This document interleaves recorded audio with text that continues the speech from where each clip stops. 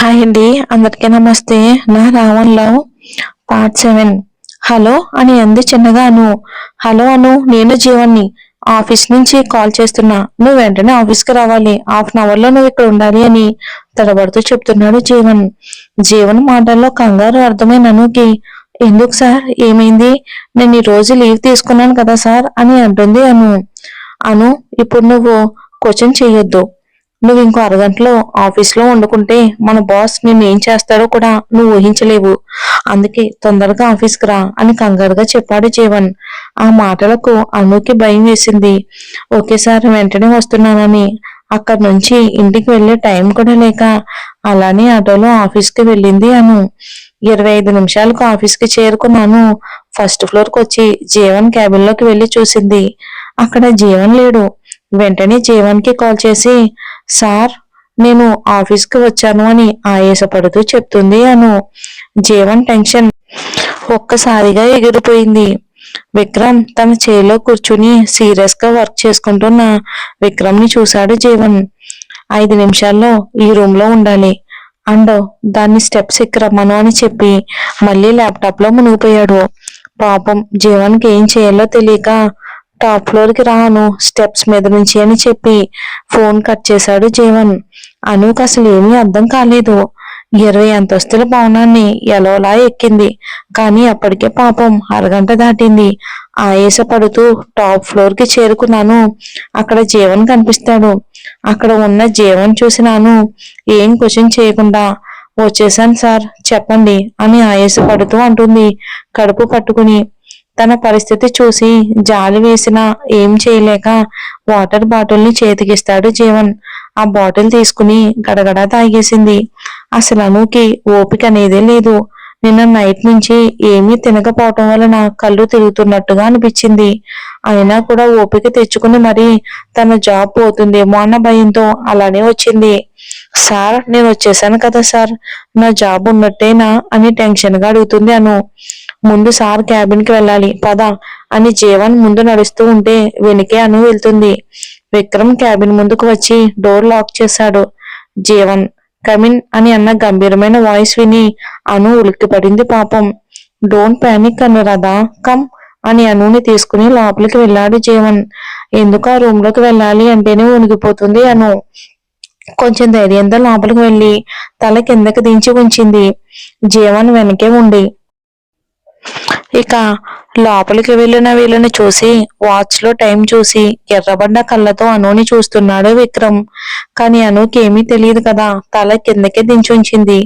జీవన్ భయంతో విక్రమ్ పక్కన నిలబడి, పాపం రా, తను వదిలేసి ఇప్పటి నుంచి ఏ తప్పు జరగకుండా చూసుకుంటాను రా ప్లీజ్ అని బ్రతిమలాడుతూ ఉంటే ఒక లుక్ ఇచ్చాడు విక్రమ్. అంతే దెబ్బకు సైలెంట్ అయిపోయాడు జీవన్. మనకంటే పెద్ద పొజిషన్ లో ఉన్న పర్సన్ ని విష్ చేయాలని తెలియదా మీకు? You don't have a sense అని గట్టిగా రూమ్ దద్దరిల్లేలా అరుస్తాడు విక్రమ్. ఆ అరుపుకి జరుచుకుని గట్టిగా కళ్ళు మూసుకుని తన చేతులతో చెవులు మూసుకుని గోడకి నక్కింది అను. ఆ వాయిస్ కి జీవన్ కూడా ఉలిక్కిపడి 2 అడుగులు వెనక్కి వేశాడు. ఏయ్, నిన్నే, చెప్పేది అర్థం కదా అని మళ్ళీ రెట్టించి అడిగేసరికి అను భయంతో వణికిపోతూ అలానే నిలబడిపోయింది. జీవన్ కంగారుగా అను దగ్గరికి వెళ్ళాడు. అను, అను అని చిన్నగా పిలిచేసరికి ఉలిక్కిపడి నన్నేం చెయ్యొద్దు, నన్నేం చెయ్యొద్దు అని దూరం దూరం జరుగుతుంది కళ్ళు మూసుకుని వణికిపోతూ. జీవానికి బాధగా అనిపించింది. అను భుజం చుట్టూ చేతిని వేసి దగ్గరికి తీసుకుని, అను, నేను జీవన్ని, భయపడుకు అని సంతయిస్తాడు జీవన్. అయినా కూడా అను నార్మల్ అవటం లేదు. భయంతో దూరం దూరం జరుగుతుంది. వీళ్ళ మాటలు చేష్టలు చూస్తున్న విక్రమ్కి చిర్రెత్తుకొచ్చి టేబుల్ మీద ఉన్న వాటర్ బాటిల్ తీసుకుని జీవన్ దగ్గరకు వచ్చి జీవాన్ని నెట్టేసి అను ముందు నిలబడి ఫోర్స్ గా ఆ వాటర్ ని అను ముఖం మీద పోస్తాడు విక్రమ్. ఆ ఫోర్స్ కి ప్రెజెంట్ లోకి వచ్చిన అను చిన్నగా కళ్ళు తుడుచుకుని చిన్నగా కళ్ళెత్తి చూసింది అను. తన ముందు 6 అడుగుల ఆకారం ఉండేసరికి చిన్నగా ధైర్యం చేసి కళ్ళు పైకెత్తి చూసింది. ఎదురుగా ఎర్రగా మండుతున్న అగ్ని గోళంలా కనిపిస్తుంటే భయంతో గట్టిగా కళ్ళు మూసుకుని చేతులు నలుపుకుంటుంది భయంతో. విక్రమ్ అనుకి 2 వైపులా చేతిని పెట్టి అనుని స్కాన్ చేస్తున్నాడు. తన చిరుత కళ్ళతో భయంతో గట్టిగా కళ్ళు మూసుకున్న తన పెద్ద పెద్ద కళ్ళు, చిన్నగా వణుకుతున్న చిట్టి చిట్టి పెదాలు, ఎర్రగా లిప్స్టిక్ తో అవసరం లేకుండా ఎర్రగా ఊరిస్తున్నాయి. గుండ్రటి ముఖం, ముట్టుకుంటే మాసిపోయే రంగు, ఫేస్ పై నీళ్లు పడటం వలన తన బేబీ హెయిర్ మొత్తం తన ఫేస్ పై పడి అతుక్కుపోయింది. చూస్తూ ఉంటే అలానే చూడాలి అనిపించే అందమైన రూపం తనది.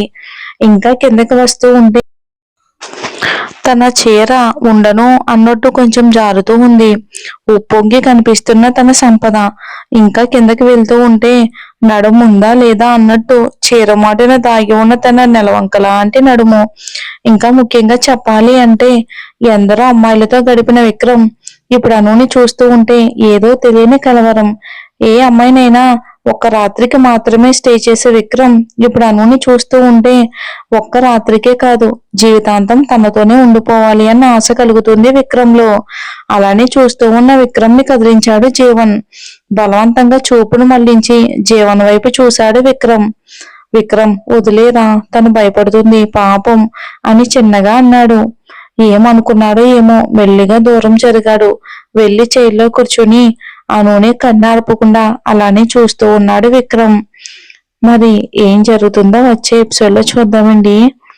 ఈ స్టోరీ మన ప్రియసఖి స్టోరీలా ఉంటుంది కొంచెం, కానీ చాలా ఇంట్రెస్టింగ్ గా ఉంటుందండి. నా రావణ బాస్ ఆదరించినట్టే ఈ స్టోరీ కూడా మీరు ఆదరిస్తారని మనస్ఫూర్తిగా కోరుకుంటున్నాను. ఇది చాలా షార్ట్ ఎపిసోడ్ వచ్చిందండి. నెక్స్ట్ వచ్చే ఎపిసోడ్ లాంగ్ ఎపిసోడ్ ఇస్తాను. Thanks for watching. అలానే స్టోరీ వినేసి వెళ్లకుండా హైప్ అనే ఆప్షన్ కూడా క్లిక్ చేయండి. Thanks for watching.